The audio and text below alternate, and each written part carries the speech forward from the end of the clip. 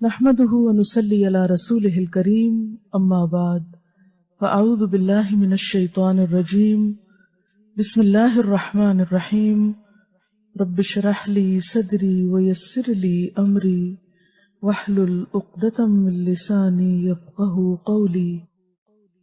اور اس کا اتنا اجر اور ثواب ہے کہ اگر آپ وقت دیکھیں تو 1.5 منٹ ہے صرف، لیکن اگر آپ اجر دیکھیں تو بے حد و حساب۔ تو اس لیے پابندی کے ساتھ کوشش کریں اس کو پڑھنے کی، اور گھڑی دیکھ لیں، آپ کا کوئی بڑا وقت نہیں لگے گا۔ انسان یہ صرف شیطان کا بھلاوا ہوتا ہے کہ انسان یہ نیکی نہ کرے اور اتنا بڑا اجر نہ کمائے، شیطان کا بھلاوا ہوتا ہے یہ۔ لہٰذا وہ کہتا ہے وہ دیکھو وہ کام، وہ دیکھو وہ کام، وہ بھی ہے وہ بھی ہے، وہ چھوڑو پھر کر لینا، چلتے پھرتے کر لو، اٹھو اٹھو یہاں سے۔ جس طرح قرآن میں آتا ہے فسبح ادبار السجود، سجدوں کے بعد بھی رب کی تسبیح کرو۔ لہٰذا کیا پڑھتے ہیں 33 دفعہ سبحان اللہ، 33 دفعہ الحمدللہ، 34 مرتبہ اللہ اکبر، کیونکہ نماز کے بعد اللہ کی رحمت متوجہ ہوتی ہے، دعا مانگنے کا وقت ہوتا ہے۔ کچھ اور جو ہم عربی میں نماز کے اندر نہیں مانگ سکے اب باہر مانگ رہے ہیں، لیکن شیطان کہتا ہے کسی طرح نہ ہی مانگے تو اچھا، محروم ہی اٹھ جائے۔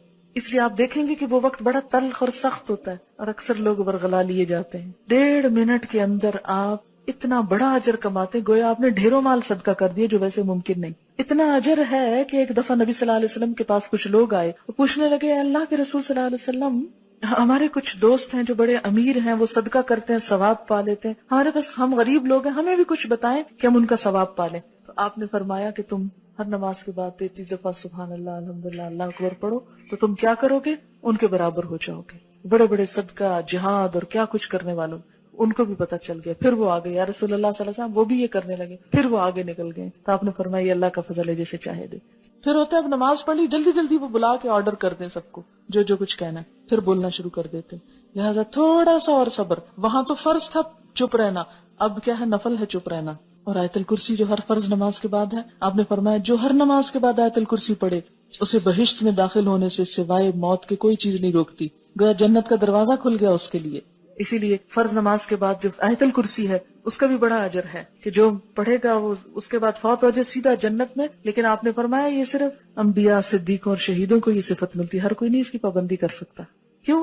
کیونکہ ہر بات جو نماز میں یاد آنی ہوتی، ہم کہتے ہیں یہ کون سی مجبوری ہے، پابندی ہے، اب تو بول لو خیر ہے، وہ پوری کیفیت نہیں طاری ہوگی۔ اس لیے تھوڑا سا صبر، اور لیکن یہ آپ کا بائی چوائس ہے، اب آپ کی مرضی ہے آپ صبر کریں یا نہ کریں، لیکن جو کر جائے وہ اب وہ وقت ہے پھل توڑنے کا، اب وہ وقت ہے نتیجہ لینے کا، دعا مانگنے کا۔ اس وقت میں اگر آپ گئے چھٹ گیا تو رہ گیا، کیونکہ اس وقت انسان کو فیل ہوتا ہے اچھا میں نے اتنی اچھی نہیں نماز پڑھی، کو بہت سیٹسفیکشن نہیں ہوتی۔ پھر انسان کو کہا سیٹسفائی ہو جاؤ، مانگو اللہ سے اللہ اور اچھی عبادت کی توفیق دے۔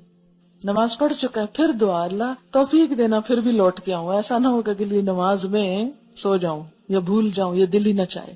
اب دیکھیں کہ اگر ہر نماز کے بعد انسان یہ دعا مانگ لیتا تو ایک طرح سے اپنے آپ کو پھر باندھ لیتا ہے اگلی نماز کو، ورنہ ایک پڑھے گا اور ایک چھوڑ دے گا، ایک پڑھے گا قضا کر جائے گا، تو اس طرح انسان چھوڑ نہیں سکتا۔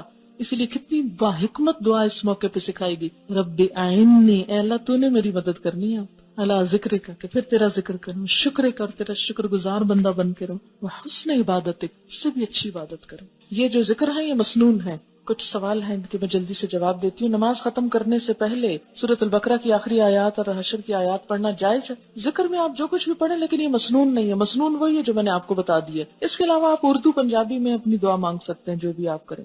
اچھا ایک بات یاد رکھیں، سجدے میں قرآن نہیں پڑھا جاتا، سجدے میں قرآن نہیں پڑھا جاتا، درود شریف کھڑے ہو کے نہیں پڑھا جاتا، سلام کھڑے ہو کے نہیں پڑھا جاتا، بیٹھ کے پڑھا جاتا ہے نماز میں۔